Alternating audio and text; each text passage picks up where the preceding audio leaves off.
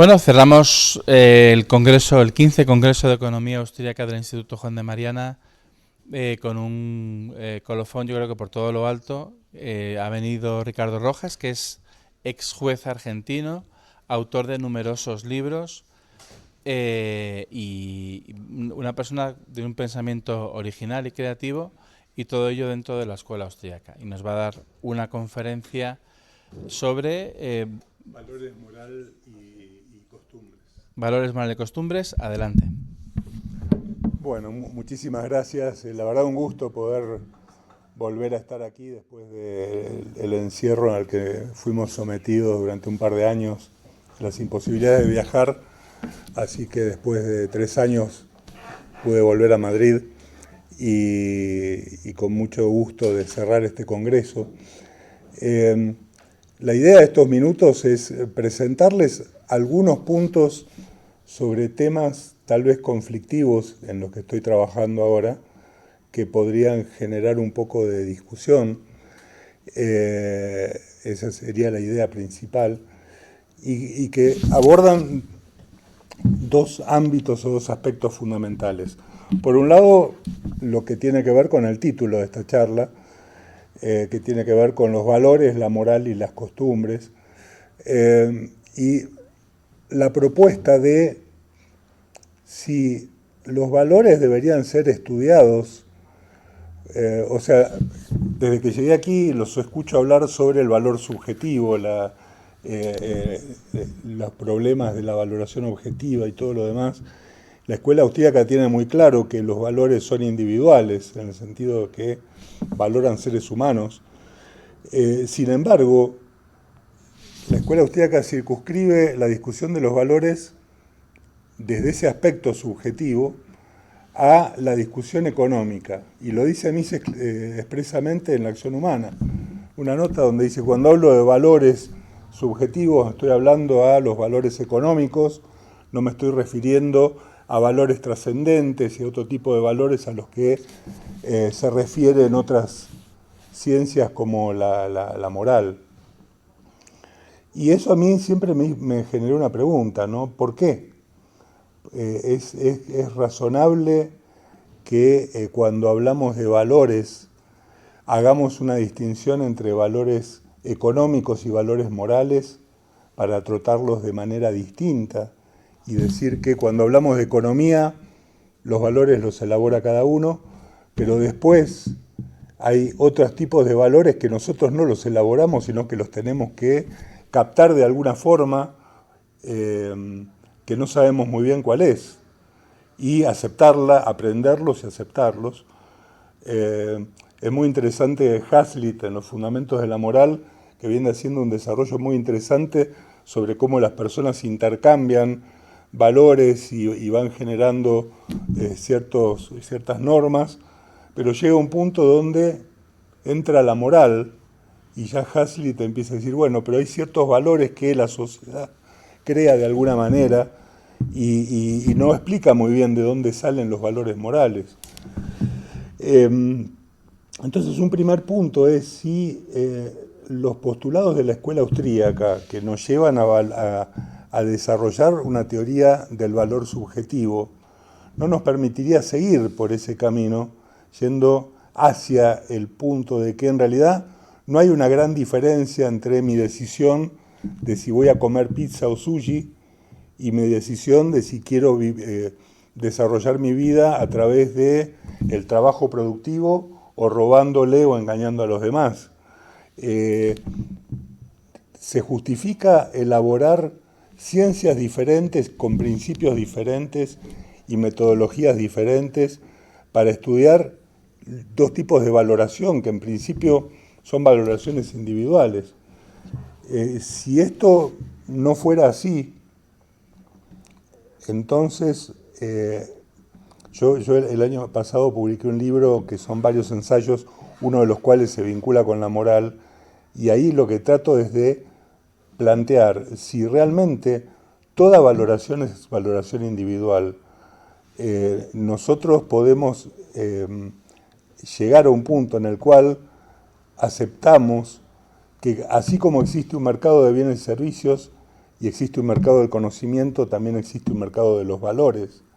Y la gente intercambia valores del mismo modo que intercambia bienes o que intercambia conocimiento. Y que ese intercambio de valores genera un producto. Ese producto puede ser las costumbres. Fíjense qué interesante que cuando en el derecho, en los orígenes de los sistemas jurídicos, se intenta llevar esta idea de que los jueces elaboran el derecho a partir de descubrir las antiguas costumbres, como sostenían los jueces ingleses o los pretores romanos, están justamente diciendo que la acción individual genera valores que en algún momento llegan digamos, a generar ciertos consensos en determinados principios, y eso es lo que los jueces ingleses consideraban costumbre. Cuando el juez inglés hablaba de las antiguas costumbres de Inglaterra, no estaba hablando de algo esotérico o de algo inventado por alguna divinidad, lo que estaba diciendo es qué es lo que las personas a lo largo del tiempo han considerado como valioso en sus relaciones individuales. Y cuando, en términos jurídicos, cumplir con lo pactado es considerado valioso, que la otra persona cumpla con lo que se comprometió a hacer, estamos generando costumbres. Es decir, ¿cuál es la costumbre? Que los pactos deben ser cumplidos. Pacta sunt servanda. Los jueces, los pretores romanos decían, los pactos deben ser cumplidos. ¿Por qué? Porque esa es una vieja costumbre que la gente ha considerado que es valiosa para lograr una correcta interacción humana. De este modo, se abriría un panorama para el estudio de la moral desde una perspectiva completamente individual. O sea, la moral como el producto de interacciones, donde ese producto social, si ustedes quieren llamarlo, no sería moral, sino que en realidad sería costumbre. Piensen ustedes que las dos formas de referirse a la moral provienen etimológicamente de la palabra costumbre. Mores o ethos en griego, mores en latín, significan costumbre. Y cuando se desarrollan las ideas sobre moral y ética, en realidad lo que estamos hablando es de la síntesis del intercambio libre y voluntario de valores que se sintetiza en ciertas costumbres de las cuales emanan reglas, de las cuales emanan normas.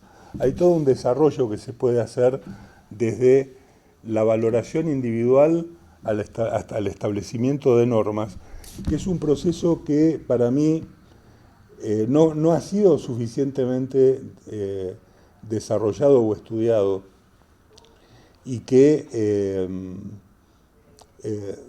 desde la escuela austríaca lo podemos o deberíamos profundizarlo. Este es uno de los puntos que me parece importante remarcar. Piensen ustedes que la escuela austríaca tiene dos grandes fuentes, básicamente, ¿no? Los escolásticos por un lado y los escoceses por el otro, uno podría decir. De hecho, ambos confluyen en Menger, es decir, los principios de economía de Menger, uno puede advertir ambas fuentes. Y nosotros tenemos la valoración subjetiva que viene de los escolásticos y tenemos ese producto del orden espontáneo desarrollado a través de, como decía Adam Ferguson, estas instituciones que son el producto de la acción humana, pero no del diseño humano, entre las cuales Ferguson mencionaba la moral. La moral era una de estas instituciones que eran el producto de la interacción humana, pero no del diseño de persona alguna. Y lo que estaba y ponía a la moral junto con la moneda, el mercado, el derecho, es decir, todas formas de orden espontáneo. Entonces, un punto que a mí me interesaría remarcar es la necesidad de que dentro de la escuela austríaca se estudie mucho más una noción de moral y de costumbre basada en la interacción libre y voluntaria de personas que usan cada una de ellas su propia valoración individual. No abundan los autores liberales que enfaticen el hecho de que la moral es individual. En general, todos intentan explicar algún tipo de principios superiores que exceden al ser humano y que por lo tanto permitan establecer un orden de lo que está bien y de lo que está mal al que nos deberíamos adecuar. Uno de los que sí lo hacen es, por ejemplo, Ayn Rand, ¿no? Ayn Rand parte del hecho de que la moral es un código elaborado por cada persona para tomar sus decisiones y regir su vida, pero no abundan los pensadores que vayan en esta dirección. Y yo creo que la escuela austríaca tiene ahí un área de estudio muy importante. Relacionado con esto, hay otro aspecto en el que yo estoy trabajando ahora y que me parece importante también remarcar en el pensamiento austríaco, que es la idea de que posiblemente deberíamos dejar de considerar a la escuela austríaca como una escuela de economía y empezar a considerarla como una escuela social. Es decir, creo que es en los fundamentos epistemológicos de la economía, Mises se queja de que en general la praxeología es tomada como una ciencia en la cual se funda el estudio de la economía. Y dice, no, miren, la praxeología no solo sirve para estudiar la economía, sino para estudiar cualquier forma de interacción humana.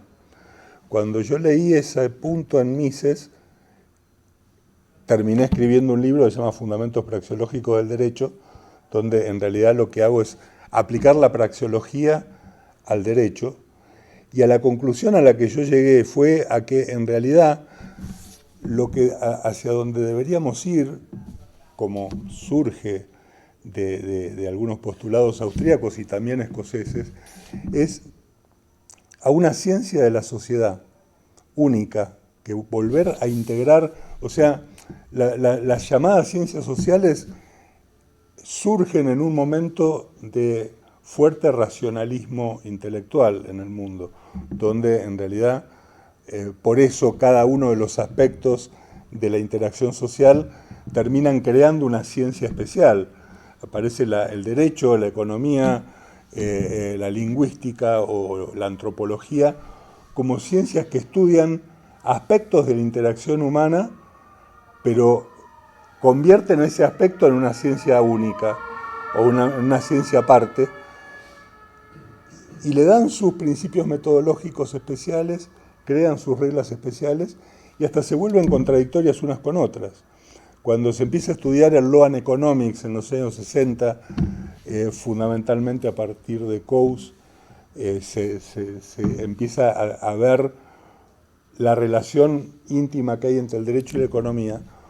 Una de las cosas que uno advirtió es que la economía y el derecho habían andado por carriles totalmente distintos y contradictorios durante mucho tiempo. Las ciencias sociales estuvieron en contradicción entre sí.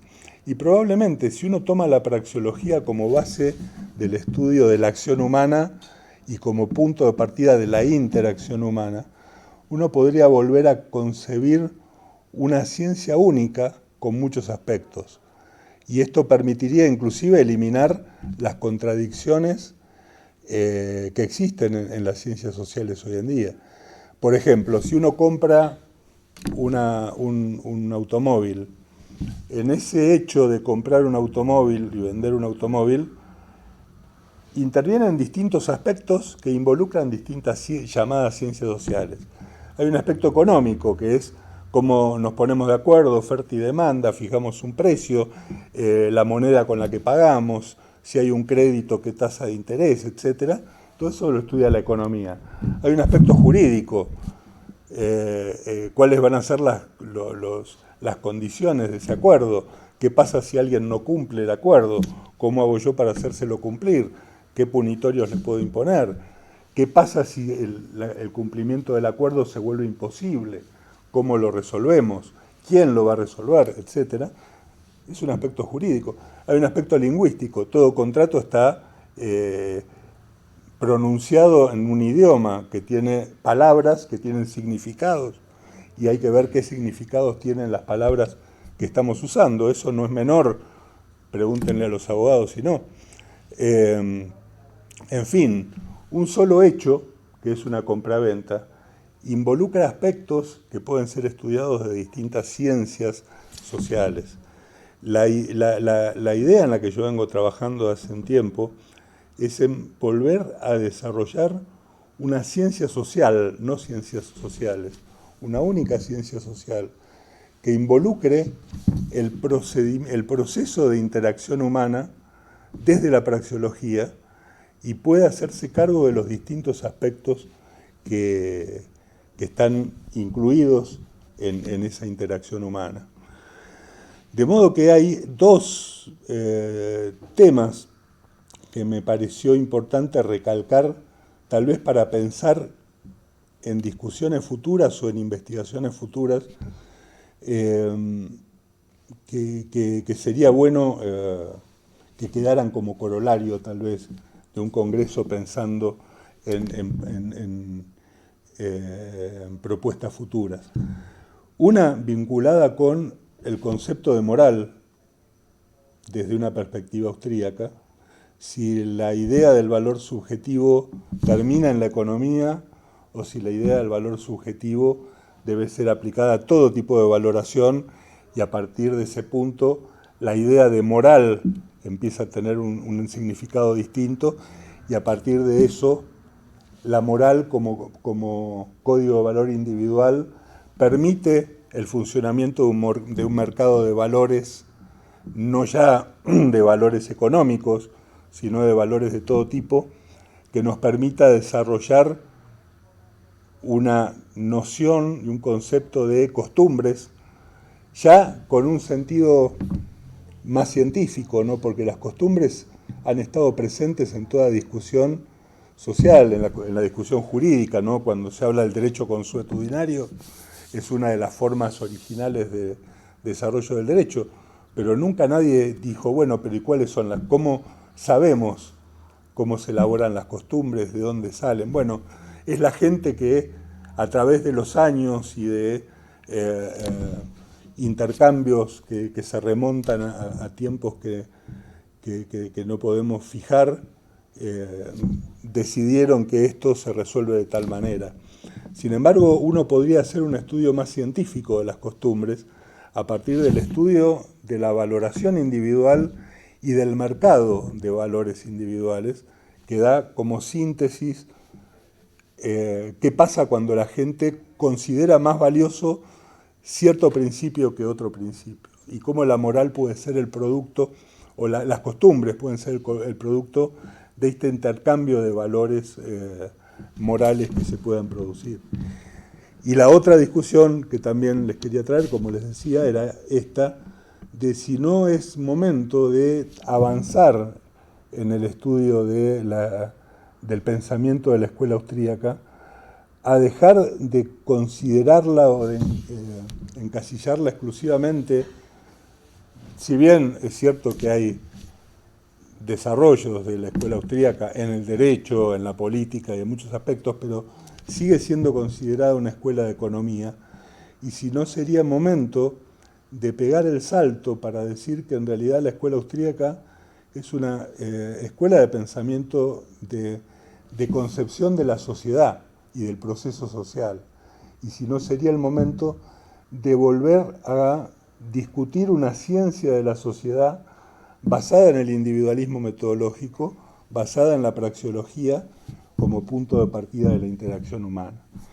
Esas son fundamentalmente los dos puntos en los que he estado trabajando y los que me encantaría, si pudiéramos, ya que no es una ponencia, sino es una charla final, poder tener el feedback de ustedes y poder saber qué piensan sobre estas dos ideas que les he traído.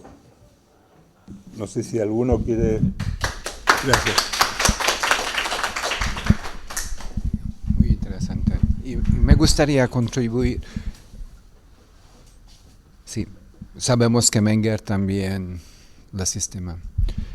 Y hay un muy importante contribución de Schumpeter,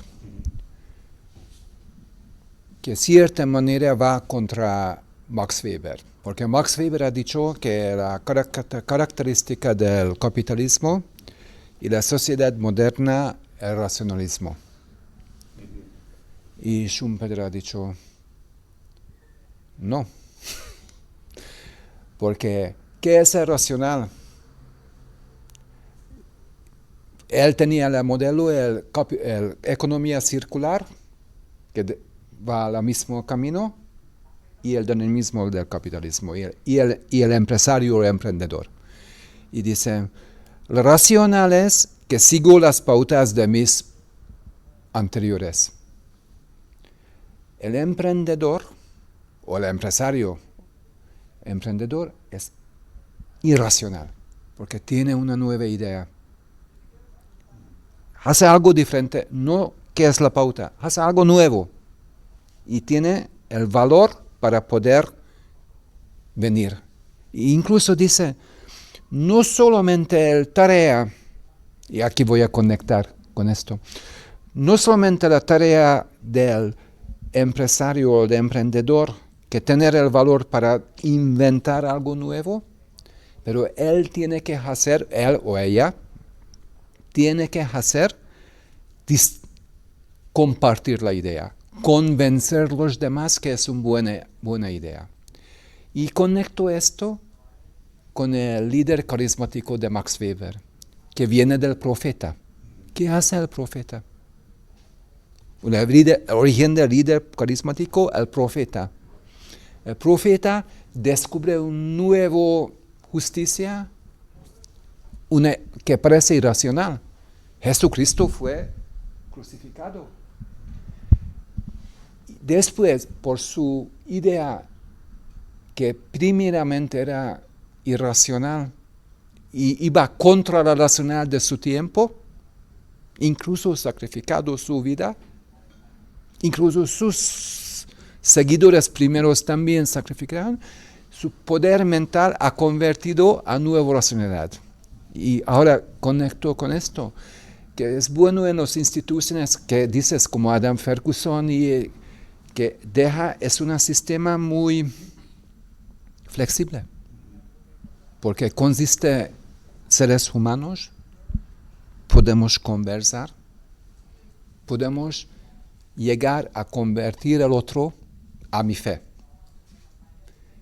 Y así desarrollar una nueva moralidad, que parece primero una cosa irracional, como Tomás de Aquino, que el interés no es legal.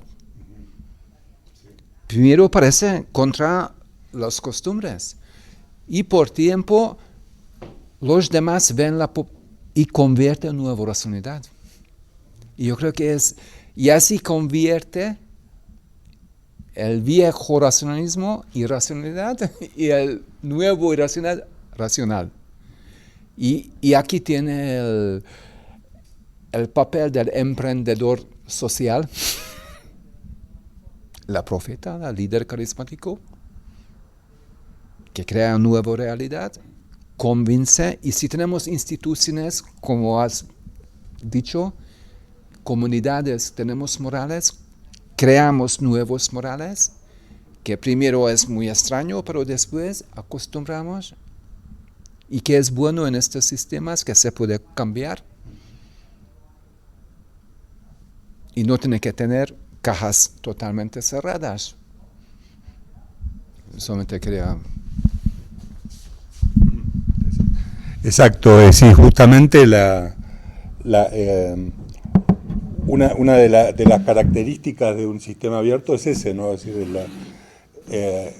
los valores sociales terminan siendo el producto de una permanente competencia donde los mejores valores terminan imponiéndose sobre los otros. No imponiéndose por la fuerza, sino porque son mejores para cada una de las personas que decide. Y así ha sido la evolución de la sociedad, ¿no? La gente en algún momento decidió que era preferible comerciar a invadir el pueblo de al lado, porque ganaba mucho más comerciando que invadiendo, y las costumbres han ido cambiando. Y de hecho las costumbres cambian, nos guste o no. Uno puede imponer ciertos valores por la fuerza, la gente los va a acatar o no, según quiera acatarlos o no quiera acatarlos, y siempre va a haber alguien que no los va a acatar y va a tratar de buscar la forma de resolverlos por otro lado. Hay un tema de espejo, ¿no? Esto que desarrollaba Adam Smith, incluso la idea de que yo trato a los demás como quiero que me traten a mí, y que en realidad un poco esta suerte de interacción se basa en, bueno, ¿qué es lo que yo quiero para mí? Y si yo lo quiero para mí, se lo voy a tener que dar a los demás. Y a partir de ahí empieza un mercado donde algunas ideas fallan porque son malas ideas, son dejadas de lado y son cambiadas por otra, pero creo que en un contexto de libertad y de propiedad, el propio mercado elabora los principios morales del mismo modo que el mercado establece el precio de las verduras, ¿no? A eso apunta un poco mi idea.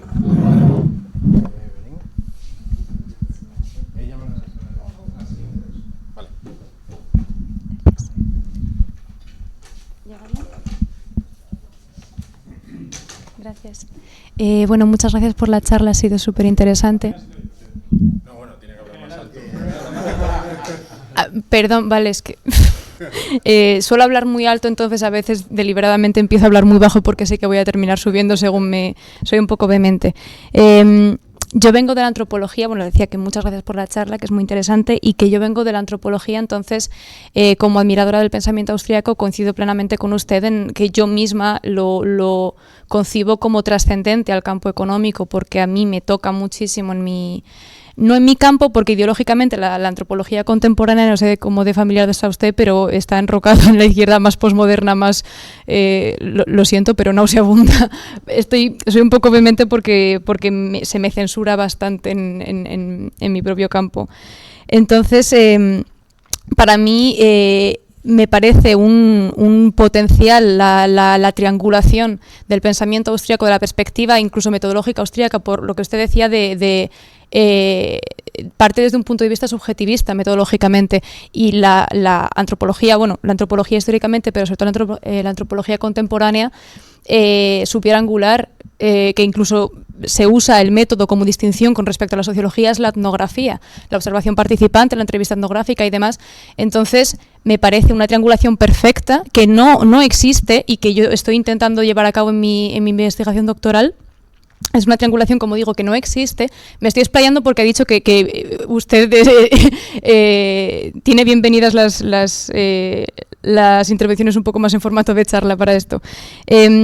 Esa triangulación no existe y me parece que para la producción de conocimiento microcualitativo, que es precisamente, digamos, lo mejor de los dos mundos, estaría muy bien que se fomentase, pero ha apuntado a que se podría impulsar algún tipo de ciencia social, como dicen singular, que tuviese diferentes campos, pero que compartiese ese punto de vista de la praxeología como piedra angular o como perspectiva. Pero entonces yo me planteo, para empezar, una ciencia social en la que todo quepa, y de nuevo, por las desavenencias ideológicas que tengo con mis colegas, no suelo romper lanzas por mi disciplina muy a menudo, pero es mi disciplina, y yo creo que ¿qué es lo que no cabe en la antropología? Pues la antropología es el estudio del ser humano como ser cultural. Estudia eminentemente las interacciones sociales. Entonces, ¿qué tendría esa ciencia social que no tuviese la antropología en cuanto a cabida del rango de disciplinas que pudiera acoger en su seno y del tipo de preguntas que pudiese acoger en su seno?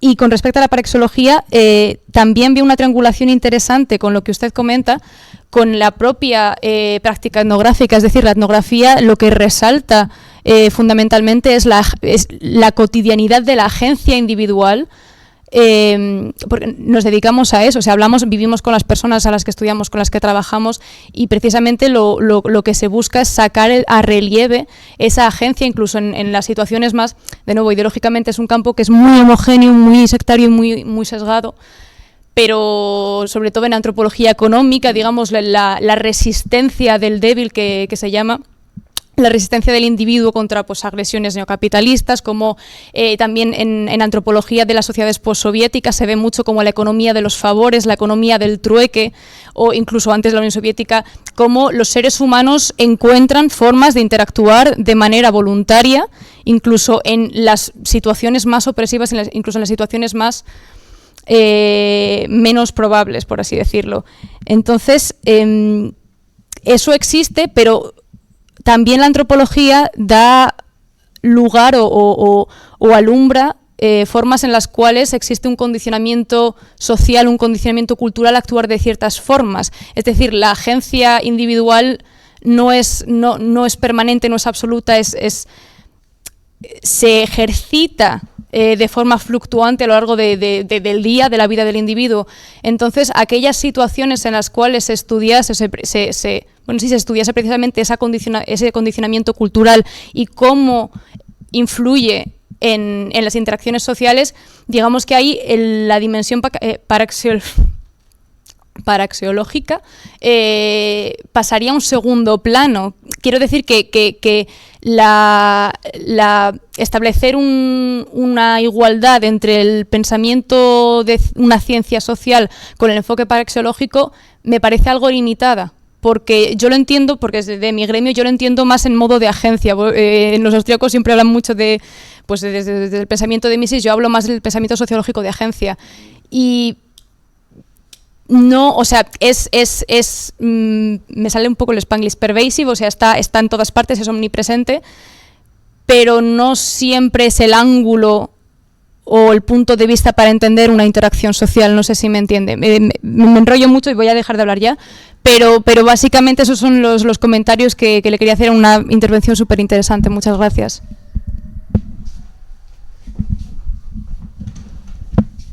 Bueno, muchas gracias. Y sí, ahí hay muchos temas, ¿no? Primero, la antropología ha tenido un valor fundamental para entender la sociedad. Hayek lo entendió muy bien, ¿no? Hayek se apoyaba en la antropología mucho cuando sobre todo en el primer tomo de Derecho, Legislación y Libertad hay mucho desarrollo de citas de antropólogos de los buenos, de los antiguos. Y ahora, ahí hay un tema. La antropología, igual que la historia, tienen la particularidad de que muchas veces estudian hechos ya ocurridos o sociedades que ya no existen pero que existieron. Y entonces el antropólogo en alguna medida está a caballo de las dos situaciones, porque tiene con el historiador comparte el hecho de que está estudiando un fenómeno que ya ocurrió y que ocurrió de determinada manera, pero al mismo tiempo está estudiando un fenómeno que fue dinámico y con determinadas características que pueden ser estudiadas con las herramientas del estudio social. Yo creo que para el antropólogo una visión completa de la ciencia social sería muy útil, porque en realidad el antropólogo, cuando estudia el comportamiento cultural de determinada comunidad, podría hacerlo de una manera más global y no sesgada, es decir, podría al mismo tiempo estudiar su comportamiento desde los efectos económicos, desde las normas jurídicas que seguían, desde el lenguaje que utilizaban, y claro, pero se hace tomando a las otras ciencias como auxiliares, y a veces se las toma con ciertas metodologías que son hasta incompatibles unas con otras. La idea es que bueno sería tal vez que en lugar de tomar al derecho, la economía o la lingüística o lo que fuere como una ciencia auxiliar, yo estudiara a esa comunidad con todas las herramientas de la ciencia social, sin hacer disquisiciones sobre si es derecho o es economía, y considerando el derecho de economía solo como aspectos de una sola forma de analizar el fenómeno. Yo creo que desde ese aspecto una visión de ese tipo sería muy útil al antropólogo para poder tener un mejor estudio de lo que está haciendo, ¿no? Eso lo digo sin conocer demasiado de antropología, pero es lo que se me ocurre. Dale, te escucho.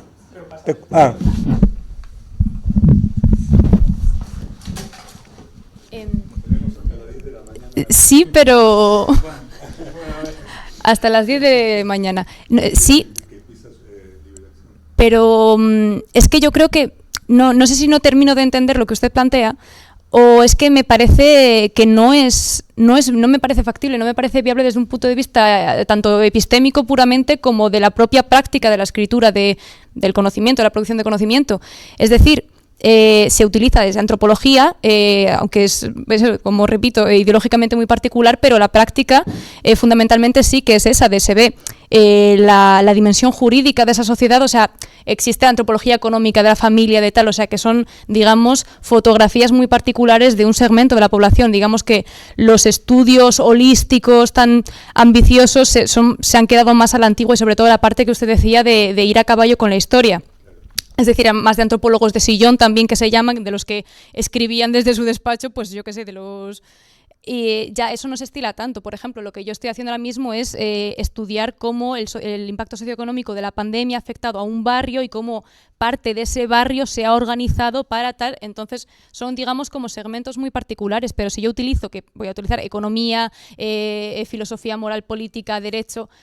Es que en una ciencia social que usted dice que, digamos, que coordinase diferentes campos, pero dentro de esa unidad de pensamiento o esa unidad epistemológica, se daría también esa especialización. O sea, que quiero decir que no entiendo exactamente cuáles serían las implicaciones reales, materiales de ese cambio epistemológico, cuando dentro de esa misma disciplina de ciencia social en singular seguiría necesitándose esa especialización del conocimiento. Necesito que alguien se centre en estudiar esto para que yo pueda usar ese conocimiento. O sea, el usar el derecho, la economía, tampoco no es baladí. Yo creo que un buen científico social de cualquier disciplina no lo usaría como categorías discretas de esto es economía, esto es derecho.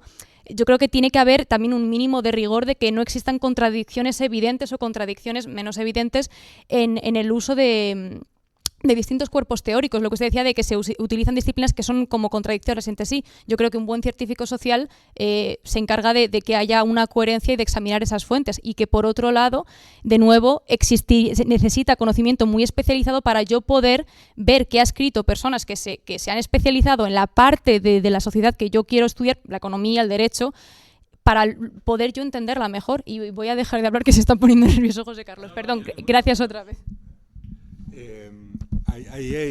Hay algo interesante.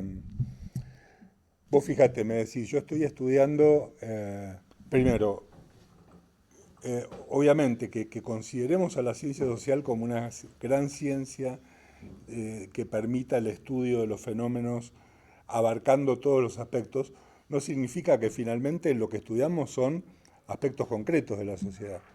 Ahora, cuando vos me decís, yo estoy estudiando cómo afectó la pandemia a determinado grupo, a determinado lugar, yo tendería a pensar que va a venir un sociólogo y me va a decir, no, eso lo estudia la sociología. Los de la sociología, ¿por qué la antropología? Los antropólogos que se vayan a estudiar a los indígenas de no sé dónde, pero los aspectos de la sociedad actual la estudio yo, que soy sociólogo. Ese señor es un incompetente y un mal informado. Pero es lo que diría un sociólogo. Digo yo... A los únicos que veo todo el tiempo hablando de cómo afectó la pandemia en un montón de cosas son los sociólogos, por lo menos en lo que yo veo, y no he visto antropólogos estudiando cómo afectó la pandemia. A lo mejor pero ahí vos fíjate, nos tenemos que poner a discutir en qué caja metemos lo que queremos estudiar. Si la metemos en la caja de la antropología, en la de la sociología, en la de la economía, en la del derecho, o en cuál, embarcándonos en una discusión que es totalmente inútil, cuando en realidad es un fenómeno social el que yo quiero estudiar. Es que hay distinciones metodológicas, o sea, que es que no es baladí. O sea, quiero decir, un sociólogo, a ver, la sociología tiene mayor, digamos, renombre socialmente. La gente sabe más o menos lo que es la sociología, aunque sea encuestas, tal. A gente le digo que estudio antropología y me dice que si dónde están los órganos, los huesos del cuerpo, que si hay dinosaurios. La gente no sabe lo que es la antropología, la gente digamos. Pues, mírelo. Estudio antropología social. Sí. La antropología dentro del grado de sociología. Sí, o sea, a veces ni siquiera tenemos un departamento. Entonces, la sociología es mucho más sexy, mucho más tal, entonces la gente escucha más. Pero hay un montón de antropología que está saliendo sobre la pandemia. Otra cosa es que no se lea porque la gente de otras disciplinas no suele leer la antropología. Y eso es parte nuestra culpa porque somos muy endógamos en nuestros discursos y la metodología. ¿Cuál es la diferencia entre el enfoque de un sociólogo y de un antropólogo sobre, por ejemplo, la pandemia? Pues, por ejemplo, a lo que íbamos sobre la perspectiva subjetivista. Un sociólogo eminentemente produce conocimiento cuantitativo. Tiene, o sea, es un poco, de hecho, un debate que hay dentro de la misma antropología y entre la antropología y la sociología sobre cuál es la distinción real, porque es el método mucho lo que marca la etnografía. Yo creo que ahí está el problema. En realidad estás poniendo el método por arriba de la ciencia. En realidad, yo no puedo definir una ciencia porque estudio un fenómeno con tal método. En realidad yo lo que necesitaría es que me digas qué aspecto del fenómeno estoy estudiando, más que me digas de qué modo lo estoy estudiando. Porque lo que pareciera es que la diferencia entre el sociólogo y el antropólogo es la metodología que utilizan, cuando en realidad la diferencia debería ser qué es lo que estudian, más que qué metodología utilizan. La perspectiva cualitativa, la perspectiva subjetiva de ese fenómeno. Es decir, un sociólogo puede mirar la pandemia, puede en el barrio Puente de Vallecas, donde estoy yo trabajando, cómo ha afectado a las tasas de dependencia de rentas de inserción por parte de los individuos, sobre el ingreso mínimo vital y demás ayudas que han salido. ¿Cuál ha sido la tasa de adopción de nuevos hábitos de las economías de los hogares y demás? Puede mirar cuál ha sido en conjunto el efecto de la pandemia. Esa sería la cuestión. Es que se enlaza mucho lo que es el método con la propia pregunta. Claro, o sea, si yo quiero saber cómo ha afectado en conjunto a Puente de Vallecas la pandemia a nivel socioeconómico, voy a mirar los datos de conjunto. Sin embargo, se parecen, pero no es exactamente lo mismo de identificarlo con la metodología, sino que yo voy a ver cómo una familia o cómo un grupo de personas se coordinan, porque, por ejemplo, un ejemplo muy tonto, un montón de gente, de familias que han sido afectadas con hijos jóvenes, han venido diciéndome, no sabes el alivio que es que Somos Tribu, la red de solidaridad con la que estoy trabajando, de Colacao en las cestas. Colacao, que no es en Argentina, pues con Nesquik, leche, polvos de chocolate. Y yo me quedé como, sí, tal, y es que bancos de alimentos, Cáritas, nadie da Colacao, porque no se considera de primera necesidad, pero yo, para poder, mis hijos, si no hay Colacao en la leche por la mañana, no se toman la leche, no paran de chillar, no desayunan, yo llego tarde a mi trabajo, la mayoría son mujeres y la mayoría trabajan de empleadas domésticas, yo llego tarde a mi trabajo, o sea, afecta a la economía de la casa, afecta a la convivencia y la armonía familiar de la casa y hasta la nutrición de los hijos, porque si no, no se toma la leche, que haya Colacao en las cestas. ¿Quién sabe que se necesita Colacao como elemento de primera necesidad en una cesta? Servicios sociales no, Banco de Alimentos no, Cáritas tampoco. Las madres sí, las familias sí, porque quien hace las cestas son madres con hijos, quien recibe las cestas son madres con hijos. Y para mí el Colacao me dice algo que no le dice ni a un sociólogo ni a un historiador. Entonces se casa un poco el método, que es que yo trabajo con esa gente, pero es que mi pregunta es distinta, es la conceptualización de las personas, de ahí el punto de vista subjetivista, sobre el fenómeno que está ocurriendo, cómo entienden y cómo se relacionan con esa concepción que tienen de lo que está ocurriendo. No sé si se entiende la idea. Ahora sí. No. Bueno, creo que esto daría para una charla, para una discusión mucho más larga, pero no sé si hay, para no monopolizar la discusión. Un par de preguntas rápidas, por favor. Sí, bueno. La simetría es muy buena, muy buena. Y yo quisiera ubicar este debate que me parece sumamente interesante, además divertido y muy de muy gran alcance. Yo es que observo que como que hay pugna, ¿no? Parece que lo que nos motiva es la pugna. Y quiero decir que, bueno, había un jardín en donde caminaban 4 grandes mujeres, ¿no? Y entonces una era la cataláctica o la economía, ¿no? Otra era la justicia, ¿no? Otra era la libertad y otra era la política. No, son todas ciencias sociales. Este es el jardín, digamos, en donde, digamos que, bueno, cada mujer, porque hay que ponerse de acuerdo entre ellas y esto, es complicado, es sumamente complicado. Pero es muy importante para saber el alcance del jardín, ¿no? Claro, pretender, de ahí la dificultad de decir, bueno, vamos a buscar una quinta mujer que, digamos, ponga todo esto en orden y de acuerdo a este parámetro. Es complicado, ¿no? Pero la libertad puede decir, oye, es que le dice a la justicia, es que estoy harta de ti, yo quiero mi libertad, no solo albedrío, sino yo quiero hacer lo que me dé la gana. Bueno, eso quizás es libertinaje, ¿no? Pero, y le dice a la justicia, es que me tienes harta. ¿No? Esto es un discurso de Pericles, vamos, me tienes harta. Y resulta que la justicia dice, tienes razón, porque es que es verdad que lo tienes razón, tienes todos los motivos, pero no te olvides que soy yo la que te cuido, ¿no? No te olvides, y es verdad, en la vida hemos crecido y hemos evolucionado pues gracias a un orden que hablabas, ¿no? Y luego, por otro lado, esto es igual con la cataláctica y la economía y la política, porque, por ejemplo, desde el discurso centrado en el sí se puede, por ejemplo, ¿no? Y en el discurso de la esencia que hablamos antes, o del esencialismo que hablamos en otra charla, desde el discurso del sí se puede, bueno, la política le puede decir, el político puede decir, sí se puede, ¿vale? ¿Es verdad? Bueno, o no. ¿Se puede o no? Entonces, una cosa es lo alcanzable y otra cosa es lo no alcanzable. Y la economía y la cataláctica, con la praxeología, te puede decir qué cosas no son alcanzables, porque por mucho que tú quieras pegarte un salto de 5 metros, no lo vas a lograr. Y entonces, de ahí la importancia de la escucha mutua, de la interdependencia, de la colaboración. Es verdad que pueden haber trabajos transversales en donde, oye, yo te opino así y tal. Entonces, en ese sentido, me parece sumamente positivo sin ambiciones de que alguien lo explique todo. No, sí, bueno, y de hecho, uno de los ejemplos más claros de eso es cómo la economía le puso límites al derecho, ¿no? Es decir, todos los estudios modernos del Law and Economics, básicamente el aporte más importante fue que la explicación económica le explicó tanto al legislador como al juez que hay cosas que no se pueden hacer.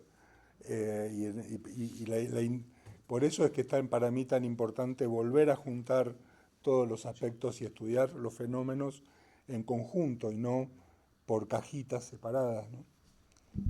Y una última pregunta por parte de Paco.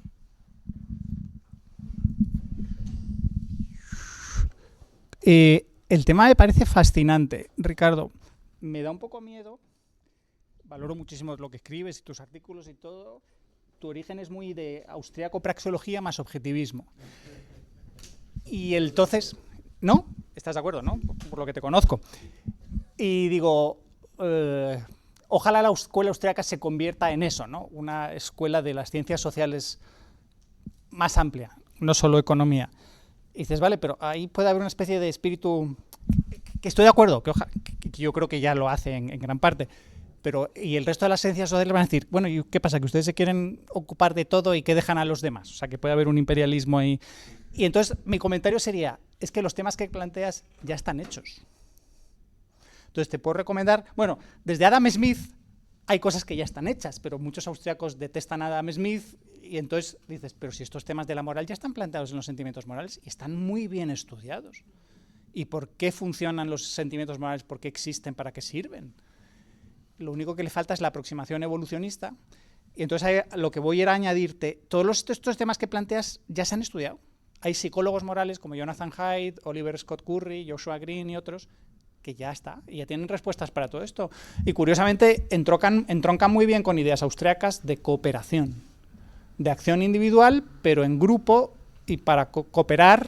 Entonces, ¿para qué es la moral? Para cooperar. ¿Para qué existen los sentimientos morales y las diversas, todo lo que hay dentro del fenómeno de la moral? Cooperación. Una pequeña crítica, y conectando con la que ha hecho Belinda, me ha parecido que dices como que la moral es individual, y no sé si eso es una concepción randiana, si hay algo que la moral es social y es compartida. Dependiendo de cómo entendamos moral, porque las palabras moral y ética... esto es mi moral, esto es mi carácter moral y entonces son mis valoraciones.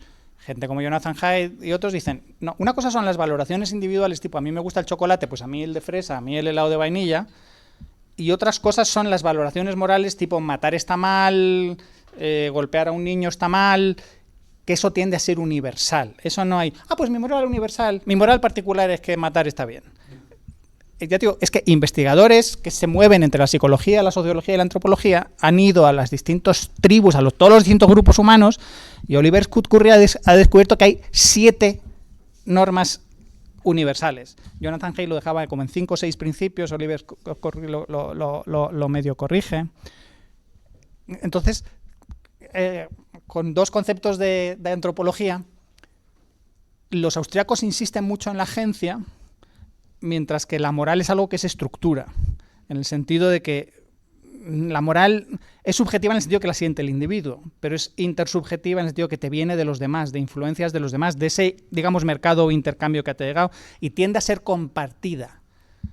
Si estás en la tribu y eres el que tiene tus principios morales particulares, probablemente no vas a seguir mucho tiempo en la tribu o no vas a triunfar en esa tribu. La moral requiere una cierta conformidad dentro de cada grupo. Por eso no hay tanta variación.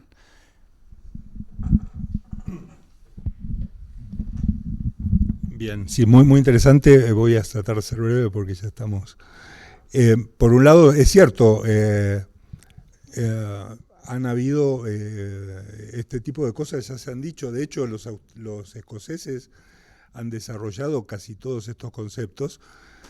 El problema es que los austríacos detestan a los escoceses y no los, digamos, por un problemita con la teoría del valor, mezclaron todo lo demás.